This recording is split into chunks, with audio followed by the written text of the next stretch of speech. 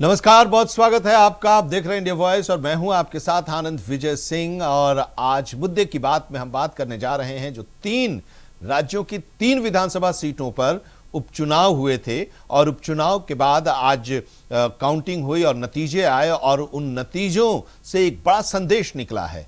Bharatiya Janata party शासित राज्यों के तीनों सीटों पर जो नतीजे आए हैं बड़े ही चौंकाने वाले हैं। बिहार से बांकीपुर पटना की ये सीट, जहां से जो परंपरागत ढंग से भारतीय जनता पार्टी की सीट रही है, नितिन नवीन वहां से चुनाव जीते रहे और जब वो राष्ट्रीय अध्यक्ष बने तो उस सीट को उन्होंने खाली किया, राज्यसभा गए और वहां पर जो उपचुनाव हुआ उस उपचुनाव में प्रशांत किशोर ने भारतीय जनता पार्टी के किले को ढहा दिया। मध्य प्रदेश के दतिया में जो चुनाव हुआ उसमें भारतीय जनता पार्टी की हार हुई, कांग्रेस ने वहां पर जीत दर्ज की, लेकिन गुजरात में भारतीय जनता पार्टी ने अपना दबदबा कायम रखा और मांजलपुर सीट पर उसने बड़ी जीत हासिल की है। यानी कि 3 सीटों पर हुए चुनाव में 2 सीटों पर बीजेपी की हार हुई और यही आज चर्चा हम इसी पर करेंगे। और खास करके बिहार की बांकीपुर की सीट, प्रशांत किशोर के बांकीपुर उपचुनाव जीतने से बिहार विधानसभा में क्या बदल जाएगा, यह सबसे बड़ा सवाल है। और सवाल इसलिए कि बांकीपुर से जीत सिर्फ एक चुनाव का नतीजा नहीं है। अब तक प्रशांत किशोर बाहर खड़े होकर सत्ता और विपक्ष दोनों पर हमला करते थे, अब वो एनकाउंटर सदन के अंदर देखने को मिलेगा। पीके सिर्फ सम्राट चौधरी ही नहीं, तेजस्वी यादव के लिए भी सिरदर्द होने जा रहे हैं। बिहार विधानसभा में अब तक 3 ऐसे विधायक थे जो अपनी अपनी पार्टियों के इकलौते नुमाइंदे थे, अब उनमें प्रशांत किशोर का नाम भी जुड़ गया है। बांकीपुर विधानसभा उपचुनाव जीतने के बाद वे जब बिहार विधानसभा में एंट्री लेने जा रहे हैं तो उनके सामने कई अवसर हैं और कई चुनौतियां भी। लेकिन चुनाव रुझान अपने पक्ष में आने के बाद और नतीजों के अपने पक्ष में आने के बाद उन्होंने नतीजों के आने से ठीक पहले एक कंफर्टेबल मार्जिन उन्होंने जब ले लिया था भारतीय जनता पार्टी से, तो वो मीडिया के सामने आए और पहला बयान दिया और उसमें उन्होंने अपना एजेंडा भी तय कर दिया। प्रशांत किशोर ने कहा कि सम्राट चौधरी का जो चाल चरित्र चेहरा है पब्लिक डोमेन में वो है, और यदि आप बिहार के अपराधी को बिहार का राजा बनाएंगे तो बिहार की तरक्की नहीं हो सकती। तो हम लोगों की लड़ाई किसी व्यक्ति से नहीं है, बहुमत भाजपा का है, एनडीए का है, तो मुख्यमंत्री तो उन्हीं का बनेगा। हम लोग यही आग्रह कर रहे हैं कि बिहार की जनता यही आग्रह कर रही है कि बांकीपुर की जनता यही आग्रह कर रही है कि मोदी जी से इतना ही आग्रह है कि किसी अच्छे चरित्रवान और काबिल आदमी को बिहार का मुख्यमंत्री बनाइए, ताकि हम लोगों को भी गौरव हो, बिहार के लोगों को भी गौरव हो और यह सुनिश्चित हो कि पढ़ाई और रोजगार की सुविधा मिले, सिर्फ गुजरात के लोगों को यह फायदा न मिले और यहां से होने वाला पलायन रुके। प्रशांत किशोर ने अपने उसी एजेंडे पर आगे बढ़ने का संकेत दिया है जिस पर वे 2025 के बिहार विधानसभा चुनाव से पहले अग्रसर थे। प्रशांत किशोर ने शिक्षा, रोजगार, पलायन, भ्रष्टाचार और राजनीतिक सुधार जैसे मुद्दों पर लंबा अभियान चलाया और दावा किया था कि बिहार की राजनीति को जाति के पुराने घेरे से निकालकर विकास और सुशासन की बहस पर लाएंगे। लेकिन चुनाव नतीजे उनके दावों को के उलट निकले। जुन सुराज को एक भी सीट नहीं मिली और एनडीए फिर से सत्ता में लौट आया। सिर्फ 9 महीने के बाद अब तस्वीर बदल चुकी है। मुख्यमंत्री नीतीश कुमार नहीं है, उनकी जगह सम्राट चौधरी बिहार के मुख्यमंत्री हैं। यही सम्राट चौधरी जिनकी शैक्षणिक योग्यता और पुराने आपराधिक मामलों को लेकर चुनाव प्रचार के दौरान प्रशांत किशोर लगातार सवाल उठाते रहे थे और विधानसभा के भीतर अब आमने सामने होंगे। फर्क सिर्फ इतना है कि पहले वो प्रेस कॉन्फ्रेंस के जरिए सवाल पूछते थे, अब सदन के रिकॉर्ड में सवाल दर्ज होंगे। बांकीपुर उपचुनाव ने यह भी दिखा दिया कि मतदाता कभी कभी मुख्य चुनाव और उपचुनाव में अलग ही तरह से सोचता है और इस बार उसने सत्ता और मुख्य विपक्ष दोनों को संदेश दिया है और अपनी प्रतिष्ठित सीट भारतीय जनता पार्टी नहीं बचा सकी। और इसलिए यह सवाल उठता है कि प्रशांत किशोर की जीत के मायने क्या हैं, ये बड़ा सवाल। और इससे संदेश भी दिया है, संदेश आरजेडी को भी है और संदेश भारतीय जनता पार्टी को भी है। अब सवाल यह है कि भारतीय जनता पार्टी और आरजेडी के साथ विपक्ष के तौर पर वो रहेंगे, आरजेडी के साथ रहेंगे, आरजेडी पर भी निशाना साधेंगे, भारतीय जनता पार्टी पर भी निशाना साधेंगे।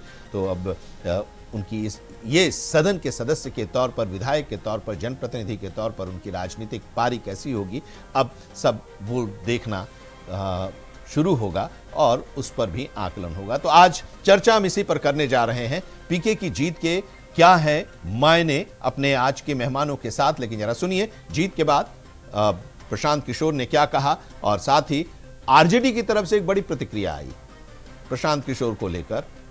मीसा भारती जो सांसद हैं आरजेडी की, लालू प्रसाद यादव की बेटी हैं, उन्होंने भी प्रशांत किशोर पर एक बयान दिया। जरा पहले वो सुन लीजिए, फिर हम चर्चा करेंगे अपने मेहमानों के साथ। के दौरान हम लोगों ने जो बात रखी थी जी, ये विधायक बनाने का चुनाव नहीं है, ये भाजपा के केंद्रीय नेतृत्व को ये संदेश देने का एक प्रयास है बिहार की जनता के द्वारा कि बिहार में किसी अच्छे व्यक्ति को मुख्यमंत्री बनाइए। आपको जनता ने 202 विधायक जिताए हैं, किसी अपराधी, किसी गलत चाल चरित्र चेहरा वाले व्यक्ति को बिहार का नेतृत्व मत दीजिए, अच्छे आदमी को बनाइए ताकि बिहार में भी शिक्षा हो, बिहार में भी बच्चों के लिए रोजगार हो, बिहार के बच्चों को भी बाहर मजदूरी करने न जाना पड़े। ये संदेश बांकीपुर के लोगों ने दिया है। और बाकी विधायक जीतना हारना ये तो राजनीति है, चलता रहता है। जिन लोगों ने मत दिया उनका धन्यवाद कर रहे हैं, जिन्होंने मत नहीं दिया है उनको यही कहेंगे कि आपसे आपका विश्वास जीतने के लिए और मेहनत और प्रयास करेंगे। लेकिन महत्वपूर्ण बात यह है कि बिहार को अच्छा नेतृत्व मिलना चाहिए, बिहार सुधरना चाहिए। और लोकसभा से पहले मोदी जी को, भाजपा को, अमित शाह जी को ये देखना चाहिए कि बिहार में कैसे बेहतरी हो, बिहार में बच्चों को रोजगार कैसे हो, पलायन कैसे बंद हो।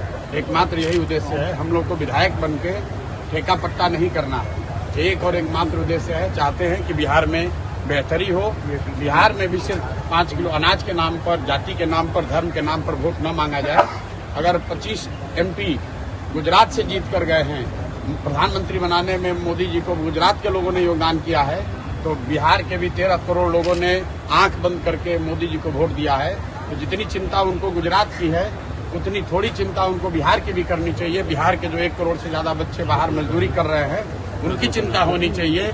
बिहार के लिए कोई एक स्पेशल प्रोग्राम बनाना चाहिए ताकि बिहार से पलायन बंद हो।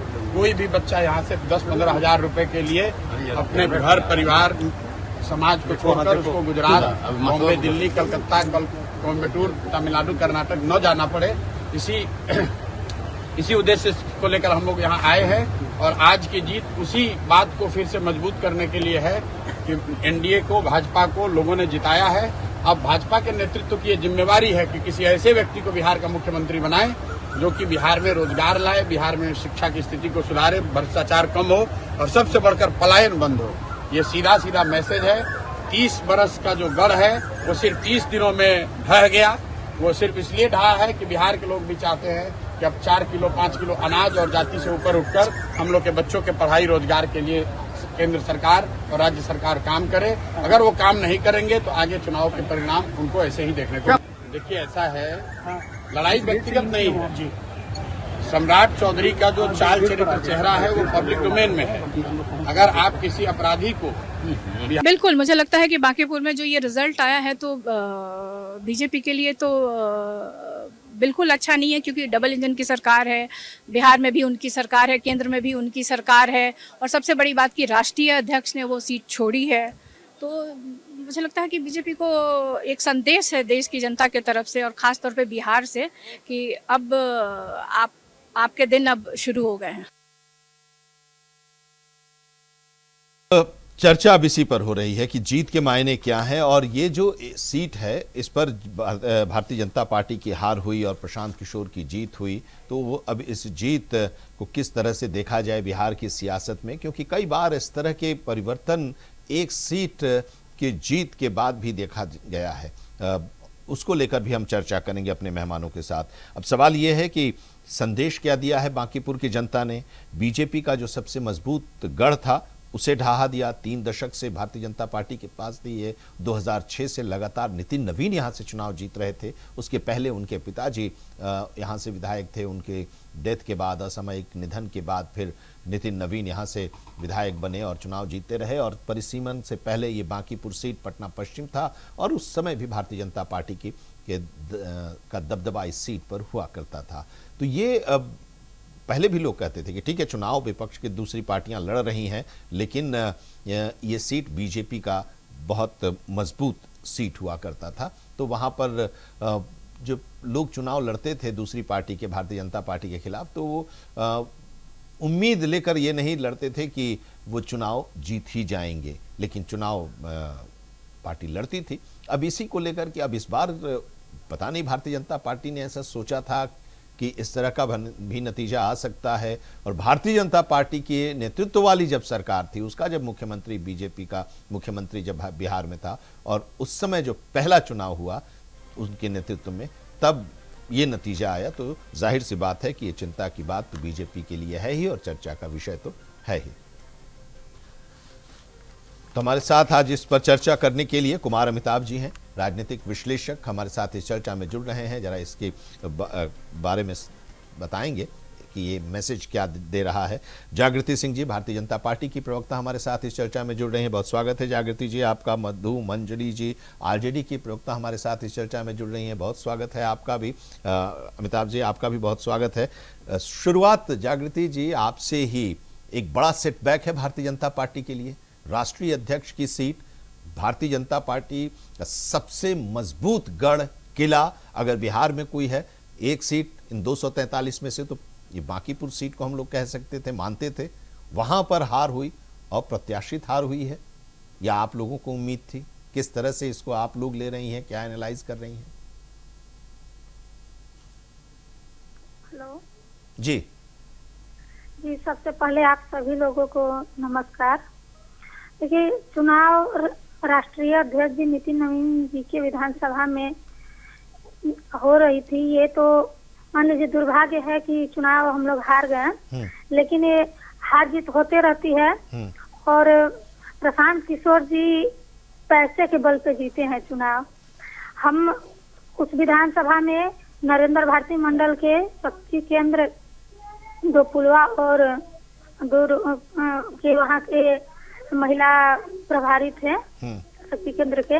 वहाँ हमने देखे, जब हम लोग, हमको बूथ पे भी मिला था, हम बूथ पे गए, कुछ दूरी पे हम लोग थे, तो हम लोग गए एक भाई साहब के घर में बैठने हम लोग गए। तो वहाँ जो हैंडव्हील है चंद्रराज का, वो हैंडव्हील लिफाफा में करके घर घर भेजा गया था। जिस भाई साहब के यहाँ हम लोग गए, उस भाई साहब के बेड पे हम देखे, बैठे हुए थे हम लोग उनके गेस्ट रूम में, तो वहाँ देखे कि लिफाफा में हैंडबिल है। उसी समय हमको लगा कि कुछ पैसे का खेल है, और हैंडबिल लिफाफा में क्यों दिया जाएगा। हम लोग भी प्रचार कर रहे थे उस विधानसभा में, नरेंद्र भारती मंडल में, लेकिन हम लोग हैंडबिल जनता को हाथ में दे रहे थे, हाथ में पकड़ा रहे थे, सबसे आग्रह कर रहे थे कि कमल साहब को जिताना है, भारतीय जनता पार्टी ने विकास किया है, लेकिन लिफाफा में भारतीय जनता पार्टी का हैंडबिल नहीं था।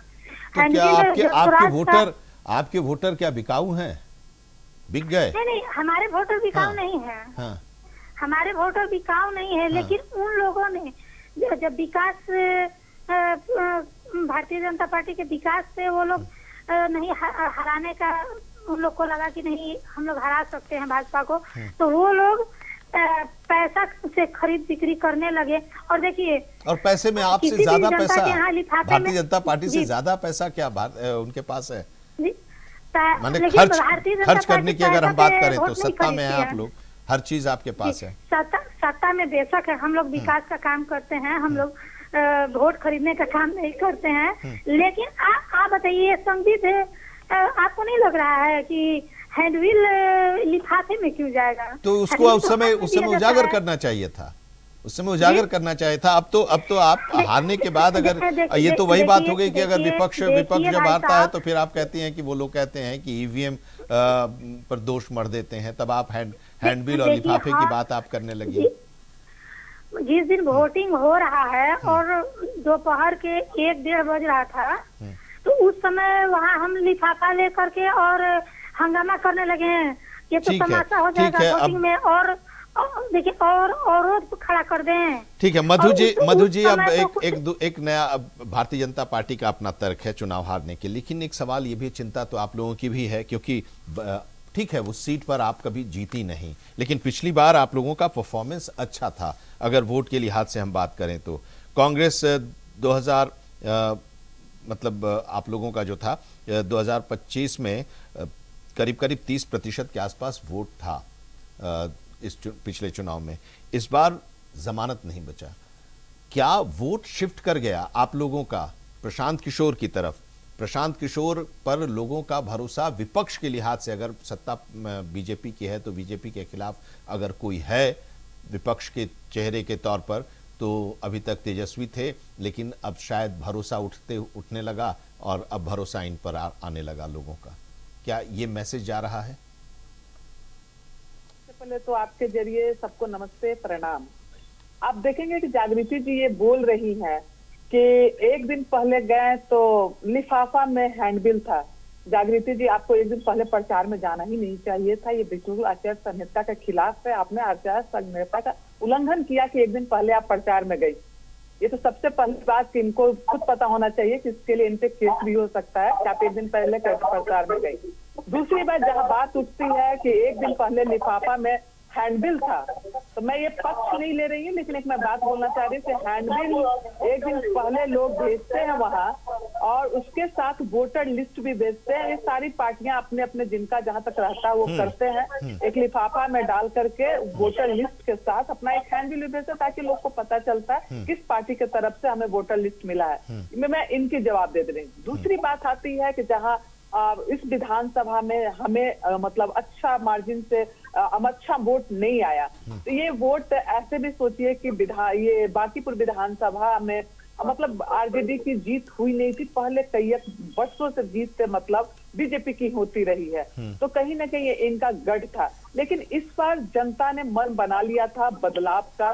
जो यूथ है उन्होंने मन बना लिया था बदलाव का। दूसरी तरफ जो इनके कैंडिडेट्स है, ये कैंडिडेट के अभी बहुत सारा ऐसा वीडियो वायरल हुआ था, जो कि मैं ये आपको चैनल पे बैठकर तो मैं नहीं बोल पाऊंगी कि किस तरह का इनका बिजनेस है और ये क्या करते हैं। वही काम करते हैं जो बिहार में बंद किए हैं नीतीश कुमार जी, और उसी का ये सप्लाई करते हैं। तो ये चलिए इस सब पे भी हम नहीं जाना चाहेंगे। और इनके एक जो एमपी हैं, लोकसभा का सांसद है, वो कहते हैं कि हम तो कुत्ता बिलाई को भी यहाँ से डाल देंगे तो वो लड़ा देंगे तो वो जीत जाएगा। तो इस तरह का शब्दों का इस्तेमाल, और जिस तरह से यूथ के साथ जब उनकी आवाज उठाने पे पेपर लीक की जो बात आई, जिससे कहीं ना कहीं सारे लोग नाराज थे। अब आरजेडी को वोट क्यों नहीं आया? तो जनता समझदार है, बांकीपुर की जनता समझदार है और जानती है। अगर वो मतलब वो जनता जानती थी कि अगर हम आरजेडी को भी वोट करते तो वोट दो भागों में बट जाएगा, तो इसलिए जनता का मूड था। उन्होंने सोचा जब प्रशांत किशोर को जिताना चाहिए, तो उन्होंने एक तरफा वोट प्रशांत किशोर जी को दिया। और यही नहीं, आरजेडी का भी वोट मिला और बीजेपी का भी वोट मिला। बीजेपी के भी लोग ने उन्हें वोट किया, क्योंकि वोटिंग परसेंटेज जो देखेंगे कि पिछली बार जितना वोट आया था आदरणीय नितिन नवीन। ठीक है, मेरा भी सवाल यही था मंजली जी कि भरोसा आरजेडी पर क्यों नहीं जनता का था। एक ब्रेक के लिए, छोटा सा ब्रेक है, उसके लिए रुकते हैं और लौट कर आएंगे तो इस चर्चा को आगे बढ़ाएंगे और कुमार अमिताभ जी से भी हम इस चीज को समझेंगे कि संदेश क्या है, ये नतीजे से क्या संदेश निकलकर सामने आ रहा है। ब्रेक, बने रहिए हमारे साथ। पीके की जीत के क्या मायने हैं, आज इसी को हम समझने की कोशिश कर रहे हैं। जागृति सिंह जी हैं, भारतीय जनता पार्टी की प्रवक्ता हमारे साथ जुड़ी हुई, मधु मंजली प्रवक्ता आरजेडी की हमारे साथ जुड़ी हुई हैं, और हमारे साथ इस चर्चा में राजवंश सिंह जी भी जुड़ गए हैं, प्रवक्ता जनसुराज पार्टी के, और कुमार अमिताभ राजनीतिक विश्लेषक हमारे साथ इस चर्चा में जुड़े हुए हैं। ब्रेक पर जाने से पहले हम लोग चर्चा ये कर रहे थे कि आखिर इस जीत के मायने क्या है। राजवंश जी जरा आप बता दीजिए, उसके बाद अमिताभ जी के पास जाएं। एक बड़ी जीत आप लोगों को मिली है चुनाव में, ये जो जीत मिली है ये पीके यानी प्रशांत किशोर की लोकप्रियता, उन पर विश्वास का ये नतीजा है, या बीजेपी सरकार या सम्राट चौधरी से नाराजगी को लेकर वोटिंग हुई है बीजेपी के इस सबसे मजबूत गढ़ में? इस जीत में दोनों चीजों का महत्व है। प्रशांत जी परिवर्तन के लिए, व्यवस्था परिवर्तन के लिए एक प्रतीक पुरुष के रूप में उभरे, जो कि जनसुराज के हमारी पार्टी के सूत्रधार हैं। उन्होंने सारे आक्रोश को समेटा, और जो आप स्थितियां देख रहे हैं, वर्तमान जो स्थितियां हैं, जैसे भरत तिवारी का फर्जी मुठभेड़, कथित मुठभेड़, इसके बाद जंतर मंतर, और ये सारी चीजें जो असफलता थी, कैंडिडेट का बदलना भाजपा का, इस सारे असंतोष ने काम किया। और जनसुराज के कार्यकर्ताओं ने अपनी मेहनत से, अपनी प्रतिबद्धता से और कुशल प्रशांत जी का, इसने इस फिजा को बदल दिया। और इसके मायने ये है कि आज के बाद से बिहार की राजनीति एक नई दिशा में जाएगी, और एक बिहार अब राजनीतिक तौर पे दूसरा बिहार होगा। ठीक है। कुमार अमिताभ जी, अब जरा ये बता दीजिए कि एक सीट पर जीत से कोई फर्क तो पड़ने वाला विधानसभा की जो स्थिति है उससे नहीं है, लेकिन ये जो है ये क्या रेफरेंडम, जो कि प्रशांत जी भी कह रहे थे नतीजे आने से ठीक पहले जब वो मीडिया से रूबरू हुए थे और एक कंफर्टेबल मार्जिन के साथ वो लीड कर रहे थे तब, कि ये रेफरेंडम है मुख्यमंत्री के खिलाफ। सम्राट चौधरी को ही वो निशाना बना रहे हैं, उन्हीं पर वो पूरा टारगेट कर रहे हैं कि उनके खिलाफ ये रेफरेंडम है। बीजेपी की जो चॉइस रही है मुख्यमंत्री को चुनने का, वो उसको कह रहे हैं कि वही इस नतीजे को एक तरह से उनके पक्ष में ला दिया। तो ये बताइए कि नीतीश कुमार का चेहरा न होना एनडीए के लिए भारी पड़ा, इस चुनाव के इस बाई इलेक्शन में भारी पड़ा, सम्राट चौधरी का चेहरा चल नहीं पाया। जी जी जी, कई चीजें हैं, एक दो चीजें नहीं हैं। और प्रशांत जी को बधाई, और चूंकि वो राजनीति में काफी समय से खेल रहे हैं, उन्हें मालूम है कि वो सर्वोच्च पद को ही टारगेट करते हैं, उसके समकक्ष ही बातें करते हैं, क्योंकि उन्हें भी मुख्यमंत्री बनने की तमन्ना है। तो राजनीति के लिहाज से वो ठीक कर रहे हैं, वो वहां पे अपने को स्थापित करने की कोशिश कर रहे हैं। और यहाँ पे जो मुझे जो सबसे बड़ा कारण नजर आता है, सबसे बड़ा कारण है कि सवर्ण जो है बिहार में वो अभी नाराज है। भरत तिवारी की जो घटना हुई है, जिस तरीके से उसको घेर के मारा गया है, इस घटना ने बीजेपी के खिलाफ, केवल जदयू ने नहीं, बीजेपी के खिलाफ बहुत जबरदस्त माहौल बना दिया है। खास करके ब्राह्मण वर्ग बहुत खिलाफ था।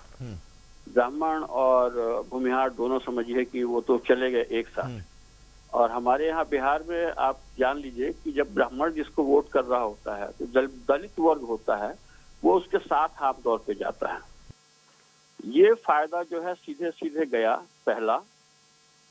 दूसरा, जिस तरीके से कैंडिडेट चुनने में नव अध्यक्ष महोदय ने अपनी कमजोरियां दिखाई हैं और एक को लाए, माने एकदम घटिया कैंडिडेट्स उठा के लाए और उसमें भी बदले, इससे पता चला कि उनका कॉन्फिडेंस भी नहीं है और वो बड़ी पक्षपाती ढंग से कैंडिडेट चुन रहे थे। वो बीजेपी के भलाई की जगह, चुनने की जगह बीजेपी के भलाई के लिए वो शायद अपने किसी जो उनके इशारे पे चलने वाला गुटका वहां पे बिठाना चाह रहे थे, ऐसा लग रहा था।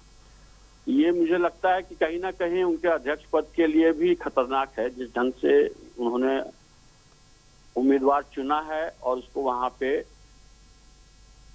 बिठाने की कोशिश की है। लेकिन सर एक चीज जरूर ये भी, क्योंकि जब बाई इलेक्शन के अनाउंसमेंट हुआ और फिर ये बात चलने लगी कि प्रशांत किशोर वहां से चुनाव लड़ेंगे या नहीं, और फिर उसको उन्होंने क्लियर भी कर दिया कि वो चुनाव लड़ेंगे, तो उस समय मेरे मन में एक ख्याल आ रहा था कि प्रशांत किशोर 2025 के विधानसभा चुनाव में अपने उम्मीदवार 200 से ज्यादा जगहों पर उतार रहे हैं, लेकिन खुद वो चुनाव नहीं लड़ रहे हैं। उनके पक्ष में उस समय ऐसा लग रहा था कि एक माहौल भी बन रहा था उसके बावजूद। और जब बाई इलेक्शन होता है और बीजेपी के गढ़ से वो चुनाव लड़ने के लिए जब वो तैयार हो जाते हैं और ये घोषणा हो जाती है, तब ये सवाल उठता है कि प्रशांत किशोर तो रणनीतिकार रहे हैं, वो इस बात को तो समझ रहे हैं कि बाई इलेक्शन जो होता है वो 90% से ज्यादा सरकार के पक्ष में ही होता है। हारने के लिए तो वो नहीं लड़ेंगे कि अपनी पहली पारी जो लड़ रहे हैं तो आम चुनाव में नहीं, बाई इलेक्शन में लड़के हार जाए, कोई बड़ा उम्मीदवार चुनाव लड़े तो उसमें लड़ जाए तो एक बात अलग होती है। ये तो आप ये समझ लीजिए कि इनको जो है वो डूबते को तिनके का सहारा, और इनके लिए एक दीपक जल गया है। अगले चुनाव में अभी उम्मीद करेंगे कि इनके कुछ सदस्य और जीतेंगे आने वाले चुनाव में, और उसके बाद वाले चुनाव में शायद ये अगर सही ढंग से चलते रहे मजबूत होकर तो सरकार बनाने की तरफ जा सकते हैं। अभी एक चुनाव के बाद मैं कह रहा हूँ, और पिछला चुनाव हारने का भी दो बड़ा कारण था। एक तो खुद ये भी डक कर गए थे, घोषणा करके और चुनाव नहीं लड़े। देखिए, इलेक्शंस के दौरान यही सब भावनात्मक चीजें लोगों को बहुत खलती हैं, और वो खल गया था लोगों को। इसके अलावा इन्होंने बाकी पार्टियों की तरह मुस्लिम वोट को जो अपनी तरफ करने की बात की, जिस ढंग से मुस्लिम वोटों को इन्होंने सहलाने की कोशिश की कि तुम खुदा से केवल डरो, बाकी से मत डरो। और तब ये चीज जो है उस समय जिस ढंग से जो हिंदू वोटर था खास करके उसने उसको जो संदेश मिला, ये बिल्कुल कांग्रेस और राजद के लाइन पे चल रहे हैं और ये चीज उनको बहुत बड़ा नुकसान कर गया।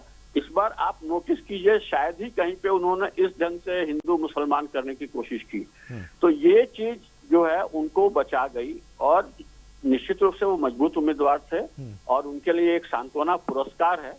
इस तरीके से नितिन नवीन ने गलतियां की, बेवकूफियां की आप कह सकते हैं, तो ठीक है, ये राजनीति के लिए एक अच्छा है, क्योंकि निश्चित रूप से एक नए विचार के साथ अगर कोई दल आ रहा है तो बिहार में उसका आना जरूरी है। मैं तो इस बात को महसूस करता हूँ। हाँ, अब इसके आगे के भी कुछ सवाल हैं, वो भी हम आपसे समझेंगे, लेकिन बाकी लोगों के पास जाएं एक बार फिर से। राजवंश जी, अब सवाल देखिए ये है ना सर कि ये भी कहा जा रहा है कि बीजेपी ने ऐसा उम्मीदवार दिया, कुछ लोग ये कह रहे हैं कि डमी उम्मीदवार दिया। भारतीय जनता पार्टी ये बताना चाह रही थी कि देखिए जो हमारे ऊपर आरोप लगता है कि ईवीएम को हमने मैनेज कर दिया और हम चुनाव जीत गए, तो हम यहाँ पर एक रास्ता खोल रहे हैं क्योंकि एक सीट से कुछ होता जाता है नहीं।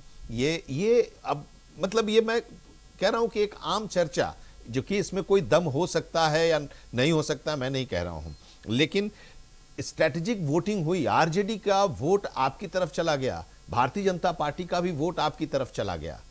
आगे की क्या अब रणनीति होगी? एक विधायक के तौर पर क्या रोल होगा विधानसभा के अंदर? अब तो इस पर भी चर्चा शुरू हो गई। शुरू से देख रहे हैं, जन सुराज के गठन के समय से ही प्रशांत किशोर ने और जन सुराज ने अपने इरादे साफ कर दिए थे। दरअसल हम एमएलए बनने के लिए या सरकार बनाने की बात ही नहीं कर रहे हैं, हम तो लड़ाई व्यवस्था परिवर्तन की लड़ रहे हैं। अब यहाँ से जो दोनों के वोटर आए हैं, तो आरजेडी की अपनी अक्षमता थी और भाजपा तो खैर अक्षमता का पहाड़ ही खड़ा कर रही है पिछले कई सालों से। तो सारी चीजों का फायदा जन सुराज उठाएगा। और जो मैंने शुरू में कहा है आपसे कि हमारी रणनीति होगी कि हम व्यवस्था परिवर्तन के लिए जन सुराज बेहतर विकल्प बने। तो आपके सामने आरजेडी जो प्रमुख विपक्षी पार्टी है और सत्ताधारी पार्टी का तो आप विरोध कर ही रहे हैं, दोनों आपके लिए, आपके सामने वो विरोधी के तौर पर ही रहेंगे। निश्चित रूप से अब सवाल है कि भाजपा तो रहेगी, भाजपा के खिलाफ कौन खड़ा होगा?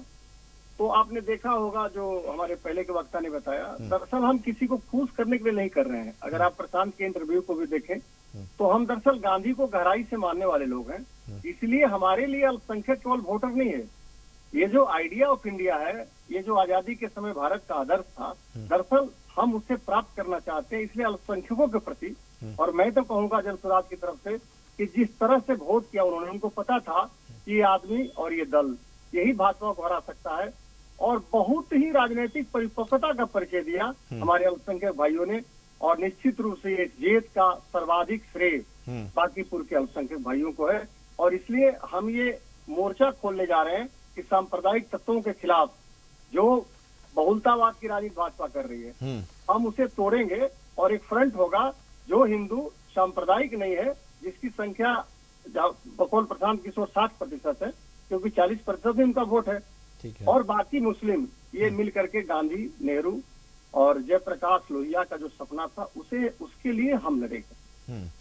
जागृति जी, अब सवाल ये है ना कि चिंता तो आप लोगों के लिए है ही, और ये कह भी रहे हैं कि मुख्यमंत्री ऐसा चुना जिसकी वजह से लोगों में नाराजगी आई और ये मौका मिला, और ये मौका रेफरेंडम जो है, ये नतीजा ये सम्राट चौधरी के खिलाफ है। सीधे तौर पर अटैक कर रहे हैं आपके मुख्यमंत्री पर, बिहार के मुख्यमंत्री, भारतीय जनता पार्टी के मुख्यमंत्री। और सही बात है, आपकी पहली बार सरकार वहां पर बनी, आपके नेतृत्व में बनी, भारतीय जनता पार्टी का मुख्यमंत्री वहां पर पहली बार बना, और उसी के शासनकाल में ये पहला चुनाव, उपचुनाव, और उसमें हार का सामना करना पड़ा।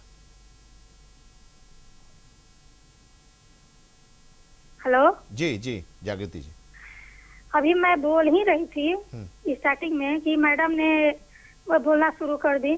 मैंने ये नहीं कहा कि मैं एक दिन पहले वोटिंग से मैं प्रचार करने गई थी। मैं बोली कि प्रचार में जब मैं गई थी 27 तारीख को सुबह में, मतलब 11-12 बजे का समय था जब हम लोग निकले किसी तरह भ्रमण पे, तो हमने गए एक अपने परिचित के घर गए, 2 लोग महिला थे, ठीक हम है, लोग गए। वो हो गया, तो वो क्लियर हो गया, उन्होंने अपनी बात कह दी। अब लेकिन अब सवाल ये है ना कि बताइए अब नहीं वो नहीं नहीं, हमने देखिए वो क्लियर नहीं हुआ। हमने एक दिन पहले नहीं बोला, उन्होंने मुद्दा बना करके और आचार संहिता का उल्लंघन का वो मुद्दा बना रही हैं।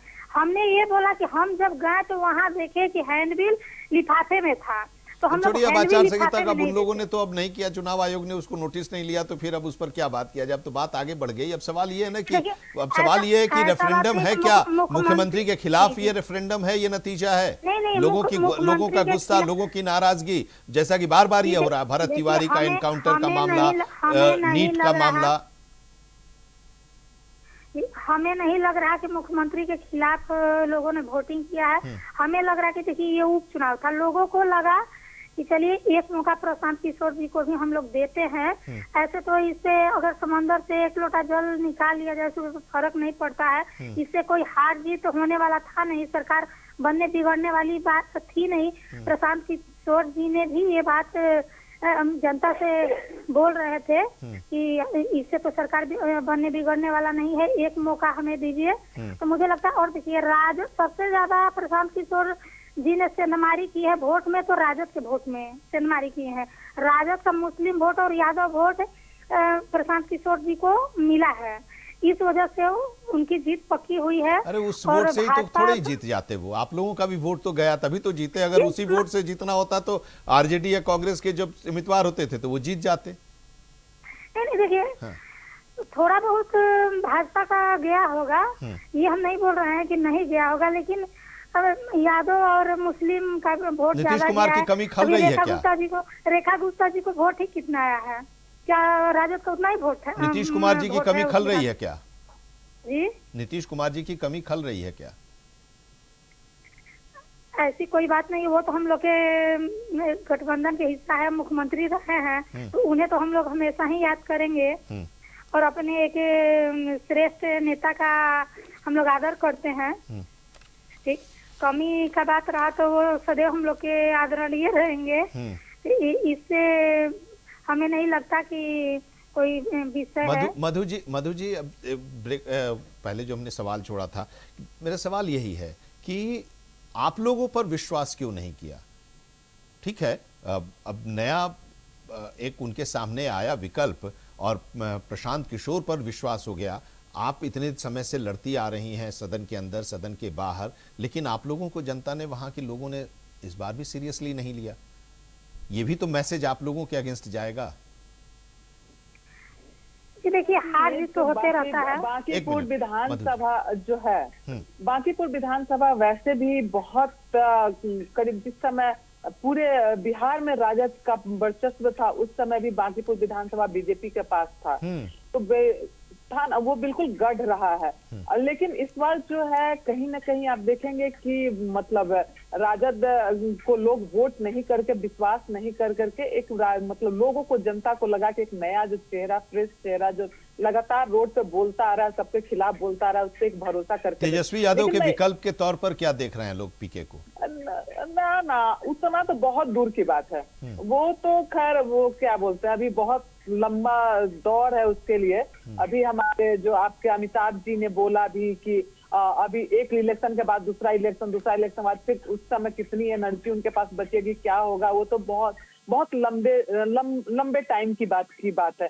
लेकिन आज जिस तरह से पूरे देश में एक माहौल बना हुआ है, आप देखेंगे कि मध्य प्रदेश में भी बाई इलेक्शन था, उसमें भी गुजरात छोड़कर 3 इलेक्शन आज था, और 3 में से 2 जो है, एक कांग्रेस जीती, एक यहाँ पे जन स्वराज जीते, और दूसरा जो है गुजरात वाला जो है बीजेपी ने निकाला। तो कहीं ना कहीं पूरे देश का एक माहौल बन रहा है। और जिस तरह से अभी युवाओं के साथ लाठीचार्ज, गोली चलाना, इस तरह से करना, और अगर गाली देने पे एक मतलब एक माइनर बच्ची के साथ किस तरह से हाथ से गिरगिरा रही कि हमसे गलती हो गया, और मीडिया में आके तो बोला जा रहा है कि नहीं बच्चों को माफ कर दिया जाए, लेकिन इस तरह से लेकिन आप देखेंगे कि एक्चुअल में ग्राउंड जीरो पे किस तरह से सब बच्चों को टॉर्चर किया जा रहा है। आप कह रही हैं कि विकल्प के तौर पर लोगों ने देखा, और मीसा भारती एक जगह बात कर रही थी, मीसा भारती एक जगह बात कर रही थी, तो वो कह रही थी, मीसा भारती एक जगह बात कर रही थी तो कह रही थी कि ये बीजेपी के लोमड़ी हैं।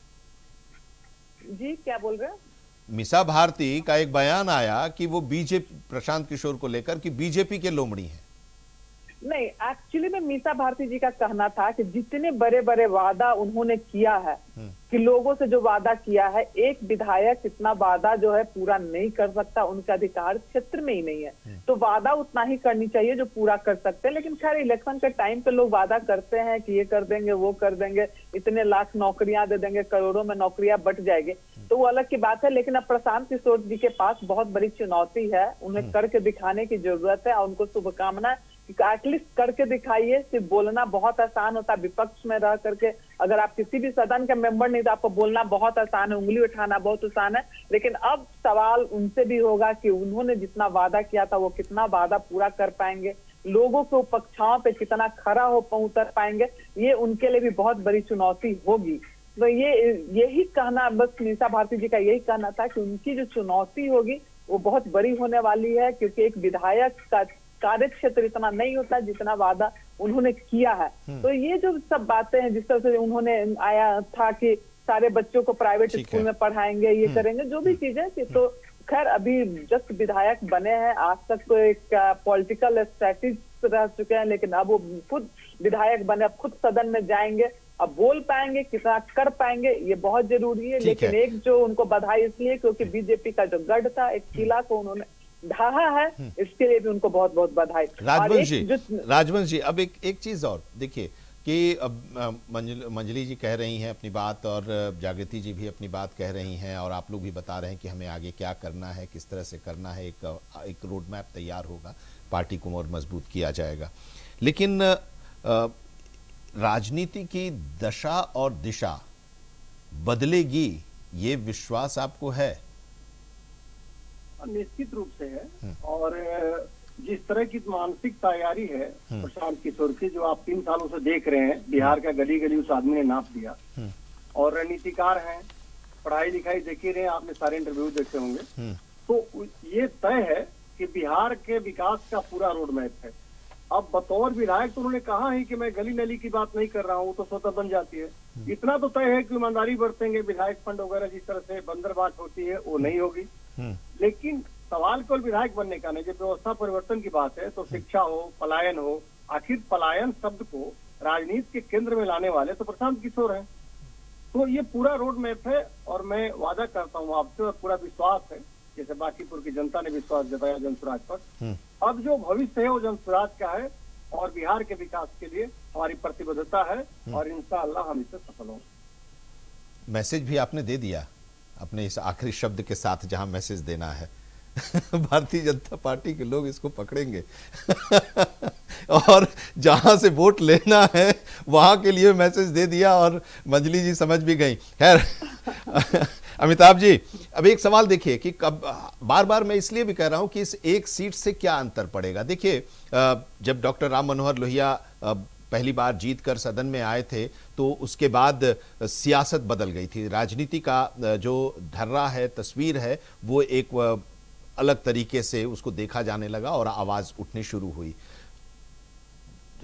शरद यादव जब बाई इलेक्शन वो भी लड़े थे सर, बाई इलेक्शन लड़े थे, जयप्रकाश नारायण के उम्मीदवार बने थे और मध्य प्रदेश के जबलपुर से चुनाव लड़े थे और जीते थे। और शायद वो कल्पना भी नहीं की जा सकती थी कि कांग्रेस के उस गढ़ से उतने कद्दावर नेता के खिलाफ एक नौजवान समाजवादी नेता शरद यादव चुनाव जीत जाएंगे, लेकिन वो चुनाव जीते। विश्वनाथ प्रताप सिंह अमिताभ बच्चन के इस्तीफे के बाद कांग्रेस से अलग हुए और इलाहाबाद से वो चुनाव लड़े थे और चुनाव जीते थे। इन तीनों में देखिए कि राजनीति की दिशा और दशा बदली थी। प्रशांत किशोर को क्या उस कड़ी में हम जोड़ सकते हैं कि वो भी लड़े चुनाव, जनसुराज पार्टी लेकर चले, उसके पहले उन्होंने बिहार में पदयात्रा की, गांधी की बात उन्होंने की, लोगों से वो जुड़ते रहे, सफलता नहीं मिली, लेकिन बाई इलेक्शन बीजेपी के गढ़ से एक बड़ी जीत उन्होंने दर्ज की। क्या उस कड़ी से इसको जोड़ा जाए, सियासत की दिशा और दशा, जो अभी राजवंश जी से मैंने पूछा, वही सवाल आपसे सर। देखिए, इसमें बहुत कुछ पढ़ने की जरूरत नहीं है। ये जो बीजेपी सरकार से असंतुष्ट, एनडीए से असंतुष्ट वोट जो है ना, उसकी वजह से इन्हें जीत मिली है, यह बहुत स्पष्ट है। इस बात को हमें समझना पड़ेगा। और निश्चित रूप से कहीं ना कहीं जनता जो सत्ताधारी दल है उसको संदेश देने की कोशिश कर रही है, उसको ठीक करने की कोशिश कर रही है।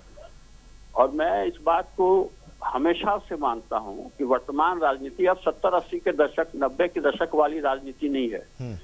अभी जिस तरीके से जनसुराज पार्टी के प्रवक्ता बता रहे थे, मैं अभी भी वार्न करूंगा कि प्रशांत किशोर को उस पुरानी राजनीति के चक्कर में नहीं आना चाहिए। हालांकि अभी कोई लाइन और लेंस इनका क्लियर नहीं है, क्योंकि उसको बदलने की वजह से पिछली बार जो है ये बुरी तरह हारे थे और ये फिर उसी दलदल में फंसने की कोशिश कर रहे हैं जो सो कॉल्ड इनके हिसाब से गैर सांप्रदायिक और सांप्रदायिक बातें कह रहे हैं। बहुत सारी चीजें स्पष्ट हो चुकी है भारतीय जनता के मन में, और जो भ्रम का जाल जो लगातार 100-150 साल से जनता झेलती रही है उसको बार बार उड़ाने की आप कोशिश करेंगे ना तो अल्टीमेटली नुकसान होगा।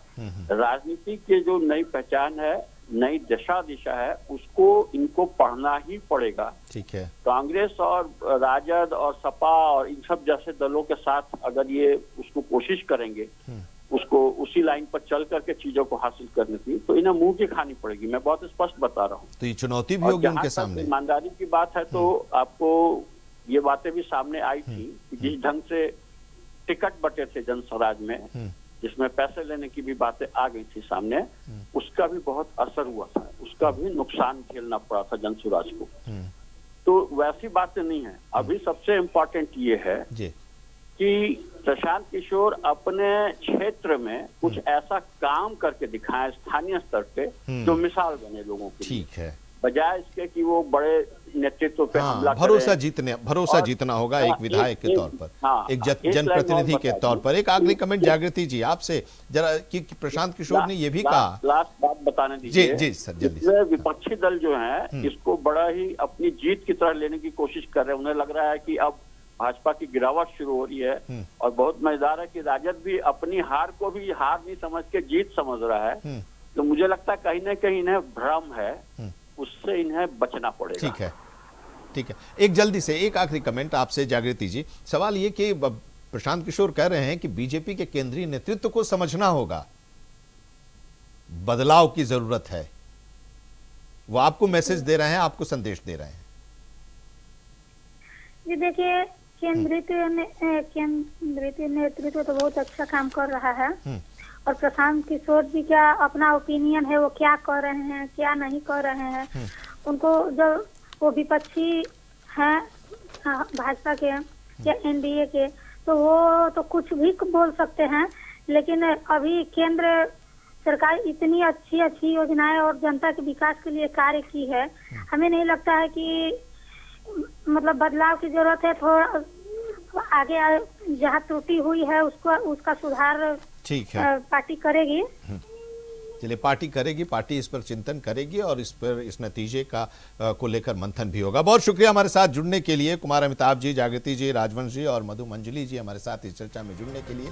तो राजनीतिक जीवन की ये सबसे बड़ी परीक्षा होगी प्रशांत किशोर की। अगर वे सदन में तथ्यों के साथ सरकार को घेरते हैं, अपने क्षेत्र में सक्रिय रहते हैं और विधानसभा की बहसों का स्तर बदलने में सफल होते हैं, तो जनसुराज को पहली बार एक गंभीर राजनीतिक विकल्प के रूप में देखा जा सकता है। लेकिन अगर उनकी राजनीति सिर्फ सुर्खियों और बयानों तक ही सीमित रह गई तो यही कहा जाएगा कि एक सफल चुनावी रणनीतिकार अच्छा विधायक नहीं बन पाया। बहरहाल अभी सदन के सदस्य के तौर पर शपथ लेंगे और फिर विधायक के तौर पर जब वो कार्यवाहियों में हिस्सा लेंगे तब सब कुछ सामने आएगा। आज की चर्चा में इतना ही। पीके की जीत के क्या है मायने, अभी इस पर आगे भी मंथन होता रहेगा और एनालिसिस होता रहेगा। हम आगे भी इस पर करेंगे। फिलहाल आज के लिए इतना ही, लेकिन देश दुनिया की खबरों के लिए जुड़े रहिए इंडिया वॉइस के साथ।